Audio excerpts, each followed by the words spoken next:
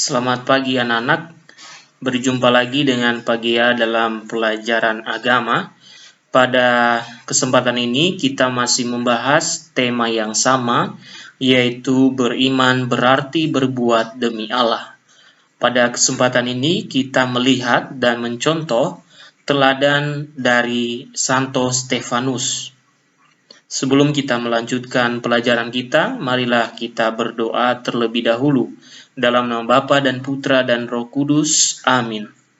Allah Bapa Maha Baik, sebentar lagi kami akan belajar tentang teladan hidup Santo Stefanus. Kiranya Engkau memberkati kami, sehingga kami dapat memahami dan mengerti pelajaran hari ini. Amin. Dalam nama Bapa dan Putra dan Roh Kudus. Amin. Anak-anak yang terkasih, marilah kita bernyanyi terlebih dahulu, dan anak-anak boleh mengikutinya dari rumah masing-masing.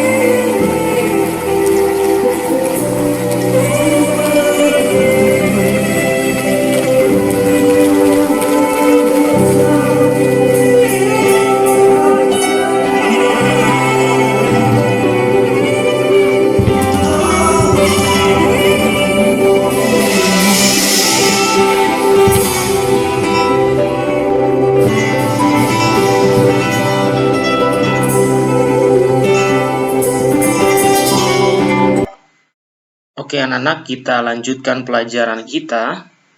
Kita akan segera menyaksikan kisah Stefanus yang kita akan saksikan dalam video selanjutnya, yaitu kisah tentang Stefanus yang wafat atau meninggal atau dibunuh karena membela apa yang benar dan melakukan apa yang benar. Anak-anak yang terkasih, kisah ini dapat kita baca dalam Kisah Para Rasul 7 ayat 54 sampai 60. Mari kita memberikan pelayanan khusus kepada para janda dan orang miskin dengan membagikan makanan dan kebutuhan sehari-hari. Namun, beberapa orang mengeluhkan masih banyak orang yang berkekurangan dan janda-janda yang terabaikan. Agar rasul-rasul punya banyak waktu untuk memberitakan firman Allah, tidak terganggu dengan beban pelayanan kepada saudara-saudara kita yang berkekurangan dan para janda. Baiklah kita memilih 7 orang di antara kamu yang terkenal baik, penuh roh dan hikmat, supaya pelayanan kepada saudara-saudara yang berkekurangan dan para janda tidak terabaikan. Para murid itu mengusulkan Stefanus, seorang yang penuh iman dan Roh Kudus. Keenam lainnya adalah Filipus, Prochorus, Nikanor, Timon, Parmenas, dan Nikolaus. Lalu rasul-rasul itu berdoa sambil menumpangkan tangan di atas mereka.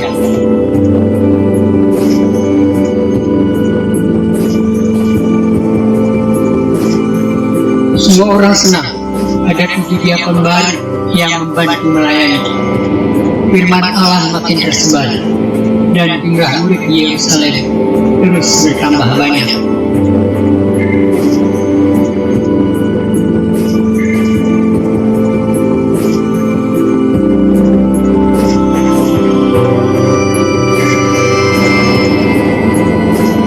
Ada beberapa imam yang percaya pada Tuhan Yesus.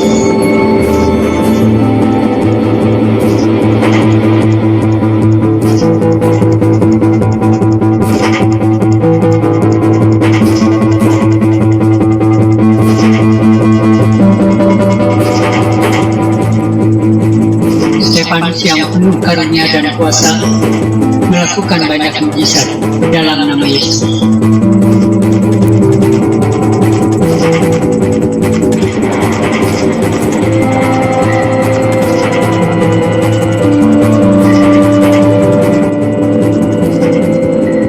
Orang-orang Yahudi yang tidak percaya bahwa Yesus telah bangkit dari kematian berdebat dengan Stefanus. Dengan hikmat Roh Kudus, Stefanus mampu memberikan jawaban diri yang membuat mereka diam.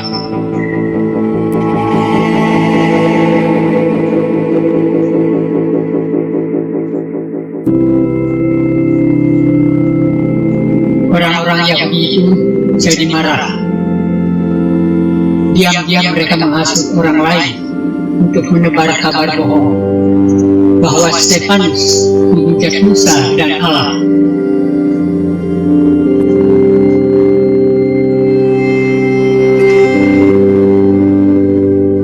Oleh sekelompok orang, Stefanus disergap. Ia diseret dan dibawa menghadap ke mahkamah agama.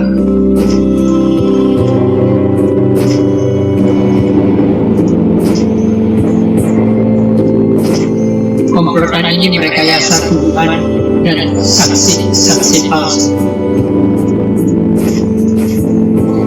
Orang ini tidak pernah berhenti menghina tempat kudus ini dan hukum Taurat. Kita mendengar dia berkata bahwa Yesus orang Nazaret itu akan merubuhkan tempat ini dan mengubah adat istiadat yang diwariskan oleh Musa kepada kita.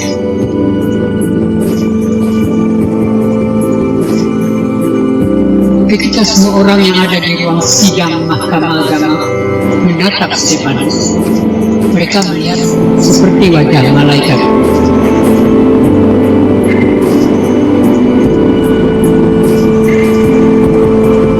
Apakah tuduhan ini benar?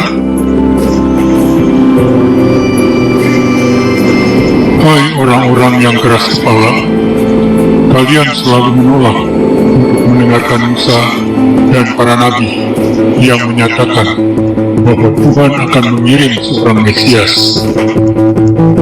Yesus Juru Selamat yang diutus Allah itu telah kamu hianati dan kamu bunuh. Kamu telah menerima hukum Taurat, akan tetapi kamu tidak mentaatinya. Mendengar pembelaan Stefanus, para pemimpin Yahudi sangat marah. Kemudian oleh Mahkamah Agama, ia diputuskan dirajam sampai mati. Stefanus yang penuh dengan Roh Kudus memandang ke langit dan melihat kemuliaan Allah. Aku melihat surga terbuka dan Yesus berdiri di sebelah kanan Allah. Para pemimpin Yahudi menggertakkan gigi dan berteriak keras. Sambil menutup telinga, serentak mereka menyerbu Stefanus dan menyeret dia keluar kota. Kemudian mereka melempari Stefanus dengan batu.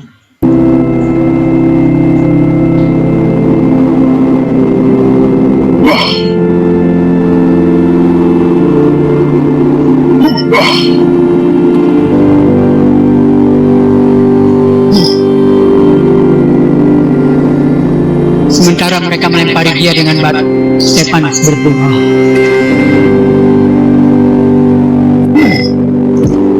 Tuhan Yesus, terimalah rohku.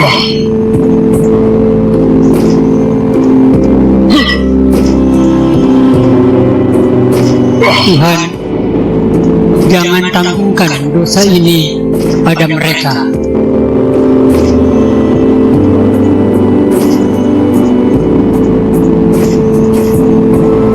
Setelah itu, ia jatuh tergeletak dan tak bernapas lagi. Stefanus adalah orang Kristen pertama yang menjadi martir. Para saksi dusta melepas jubah mereka dan menaruhnya di dekat kaki seorang pria muda bernama Saulus.